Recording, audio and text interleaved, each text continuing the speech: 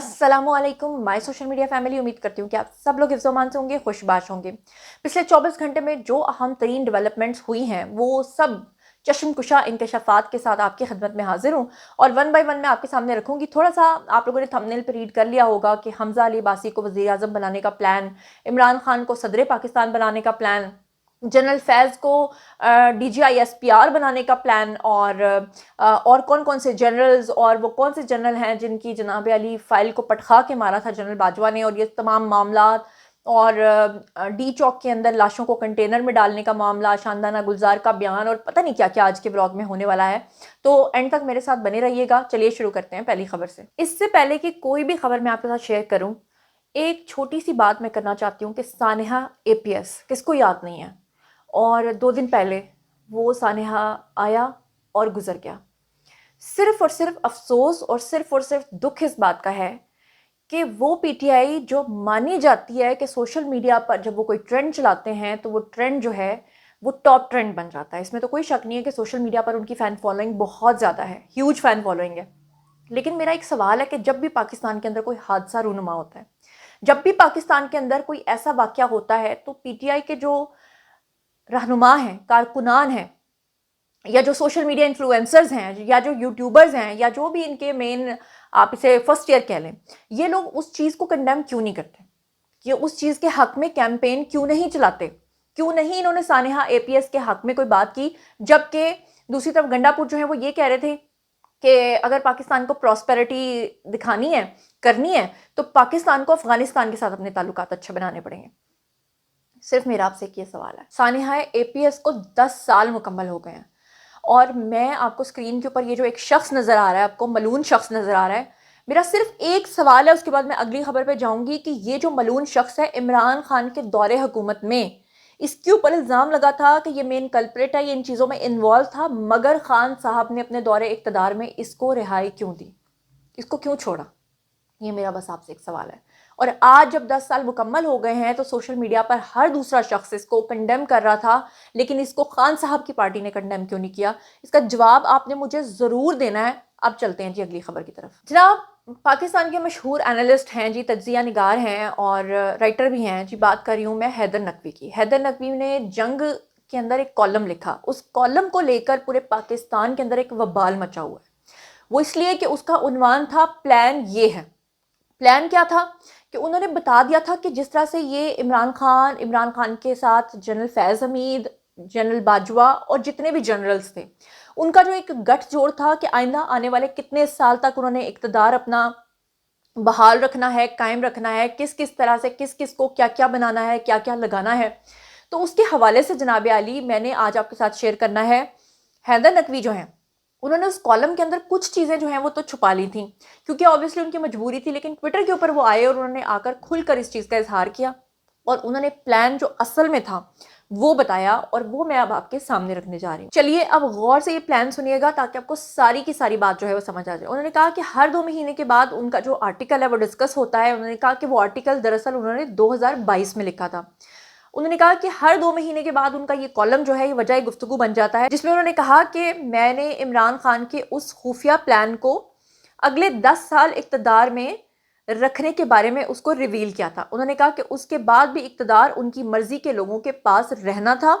वो बातें जो उन्होंने मजबूरी में, वो कहते हैं कि मैं नहीं लिख सका था उस कॉलम के अंदर, आज लिखता हूं कि मुकम्मल प्लान ये था। अब मुकम्मल प्लान क्या था, मुलाहिज़ा फरमाइए। उन्होंने कहा कि जनरल फैज़ जो हैं, इमरान खान ने जो रजीम सेट की थी ना वो इस तरह से थी कि जनरल फैज़ ने नवंबर 2022 में आर्मी चीफ बन जाना था और जनरल आसिफ गफूर जो थे उन्होंने DGISI बन जाना था। उसके बाद ब्रिगेडियर शफीक जो हैं उनकी तरक्की हो जानी थी और उनको बन जाना था DGISPR, और ब्रिगेडियर आसिफ मकसूद जो हैं उन्होंने तरक्की के बाद DGMI बन जाना था। और उन्होंने कहा कि ये सब काम 2022 से लेकर 2024 के दरमियान मुकम्मल होने थे। आगे वो लिखते हैं इमरान खान ने 2023 में सदर पाकिस्तान बन जाना था और अदाकार हमज़ा अली अब्बासी, जी हाँ वही हमज़ा अली अब्बासी जिन्होंने अचानक से ये ऐलानात करना शुरू कर दिए थे کہ اب وہ سیاست کی طرف آئیں گے. انہوں نے کہا تھا کہ وہ بھی جناب اب روحانیت کی طرف جائیں گے. روحانیت تو ظاہر بات ہے خان صاحب نہیں کہہ سکتے تھے, تو وہ بھی روحانیت کی طرف جا رہے تھے. اور آپ کو یاد ہوگا کہ حمزہ علی عباسی نے یہ بھی کہا تھا کہ وہ اللہ کو سمجھنے کی کوششیں کر رہے ہیں, دین مذہب کی طرف وہ آ رہے ہیں. اور انہوں نے کہا تھا کہ وہ ایک کتاب بھی لکھ رہے ہیں, مذہب کے اوپر لکھ رہے ہیں, جبکہ اپنی ان کی وائف کیا کرتی ہیں, وہ خود کیا کرتے تھے, وہ آپ کو سب کو پتہ ہے. اچھا, پھر حمزہ علی عباسی کے اوپر ایک الزام تھا مبینہ طور پہ کہ ان کے اور مراد سعید کے خان صاحب کے ساتھ تعلقات بھی کچھ اور طرح کے تھے. اب ایسے میں یہ میں نہیں کہہ رہی, یہ کوئی دوسرا بندہ نہیں کہہ رہا, یہ حیدر نقوی کہہ رہے ہیں کہ اداکار حمزہ علی عباسی نے 2028 تک پاکستان کا وزیر اعظم بن جانا تھا, اسی لیے وہ اداکاری چھوڑ کر اپنی امیج سیٹنگ میں مصروف تھے, اور پروجیکٹ کی ناکامی کے بعد وہ واپس اداکاری کی طرف آ گئے. طاقت کا سارا مرکز صدر ہاؤس ہوتا اور ایک ڈمی اسمبلی عمران خان کے تسلط میں چل رہی ہوتی. انہوں نے کہا کہ آگے لکھا کہ 2024 میں جنرل آصف غفور کو واپس وائس چیف بنا کر 3 سال کی پوسٹنگ مل جاتی, اور 28 کے اندر 2028 میں جا کر وہ آرمی چیف بن جاتے, جبکہ جنرل فیض صدر عمران خان کے طاقتور ترین مشیر بن جاتے. کیونکہ صدارتی نظام آ جاتا تو ساری پاور جو ہیں وہ صدر کے پاس ہوتی ہیں, اور عمران خان صدر بن جاتے اور جنرل فیض ان کے مشیر بن جاتے, اور ریٹائرمنٹ کے بعد اور اگلے چند سالوں میں وہ خود صدر پاکستان بن کر سامنے آتے. یہ تھا اصل میں پلان, اور اس پلان کو اللہ تعالیٰ نے جس طرح سے توڑا اور جس طرح سے اس کے بیچ میں ہرڈل بنے جنرل عاصم منیر اور حافظ عاصم منیر کا جو ڈنڈا ہے وہ جو چلا, وہ پھر سب کچھ آپ کے سامنے. حیدر نقوی نے ایک اور ٹویٹ کیا, انہوں نے لکھا کہ جنرل باجوہ نے ترقی کے لیے آئے ایک میجر جنرل کی فائل کو اٹھا کر پھینک دیا اور کہا کہ میں اسے ترقی نہیں دوں گا. عمران خان نے ان کے اوپر یعنی جنرل باجوہ کے اوپر زور دیا کہ اگر آپ نے اس کو ترقی نہ دی تو نواز شریف اور مریم نواز کو پھر کون جو ہے وہ ٹف ٹائم دے گا, اور پھر مجبوراً جنرل باجوہ نے میجر جنرل کو لیفٹیننٹ جنرل بنا دیا. اب آپ لوگوں نے گیس کرنا ہے کہ یہ لیفٹیننٹ جنرل آخر کون ہے, اور اگر آپ کو سمجھ میں نہیں آتا تو اگلے پروگرام میں آپ کو اشارہ دے دوں گی. ایک اور اہم خبر ملاحظہ فرمائیے کہ خیبر پختونخوا کے اندر اس وقت 3rd ٹرم ہے پی ٹی آئی کی, لیکن آج بھی وہاں ڈولی کے اوپر بیٹھ کر لوگ دریا پار کرتے ہیں. آج بھی وہاں پر یونیورسٹیز نہیں ہیں, سکولز نہیں ہیں, انفراسٹرکچر نہیں ہے, سڑکیں نہیں ہیں, صحت نہیں ہے, تعلیم نہیں ہے. اب ایسے میں ایک اور خبر آئی ہے جو میں کہتی ہوں کہ خیبر پختونخوا کے ووٹ دینے والوں کو ہی اصل میں مکافات عمل کا سامنا کرنا پڑا ہے. مکافات عمل میں اس لیے کہہ رہی ہوں کہ obviously جیسے لوگ ہوں گے ویسے حکمران ہوں گے, اور جس طرح کے حکمرانوں کو آپ اپنے اوپر مسلط کریں گے وہ آپ کے ساتھ وہی کریں گے. اب خیبر پختونخوا کے جو عوام ہیں وہ پی ٹی آئی کو ووٹ دینے کا جو گناہ بھگت رہے ہیں, اس کے تحت آپ کو بتا دوں, یہ دی نیوز کی خبر آپ کے سامنے ہے. کرم کے اندر جو ہے وہ 29 بچے جو ہیں 29 بچے جو ہیں ان کی ڈیتھس ہو گئی ہیں. اور وجہ کیا ہے, کاز آف ڈیتھ کیا ہے کہ ان کو وہاں پہ دوائیاں نہیں مل سکیں.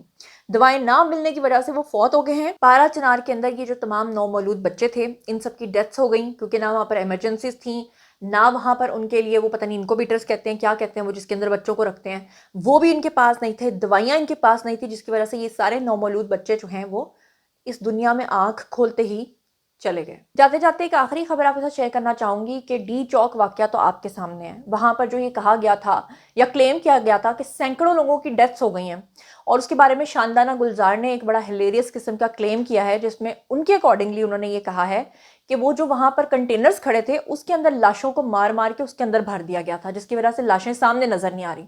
آپ کو پتا ہے کہ ابھی کچھ عرصہ پہلے جو ہے وہ عمران خان نے اور گنڈا پور نے یہ اعلان کیا تھا کہ جتنے بھی شہداء ہیں ان کے گھروں پہ جا کے ہم 1-1 کروڑ روپے کے چیکس دیں گے.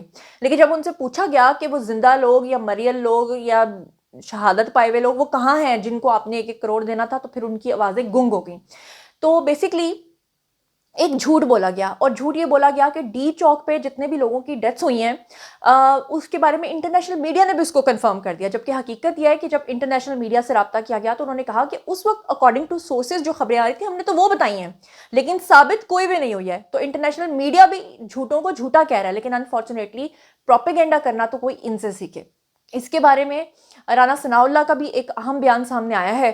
انہوں نے کیا کہا ہے, ہیو اے لک. کسی کو مارنے کی, کسی پہ گولی چلانے کی جو ہے وہ کوئی ضرورت ہی نہیں تھی, کوئی ایسا وہاں پہ ماحول ہی نہیں تھا. لیکن بعد میں انہوں نے جو ہے وہ گالی گلوچ برگیڈ انہوں نے جو بنایا ہوا تھا. دیکھیں برے کام کا برا نتیجہ ہوتا ہے.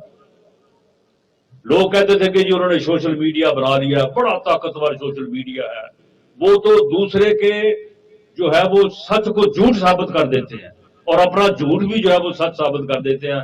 इतना जबरदस्त जो है वो सोशल मीडिया जो है वो पीटीआई ने और इमरान खान ने जो है वो बना लिया है। ये इस्लामाबाद के वाकये में उस सोशल मीडिया ने उनका भट्ठा बिठाया।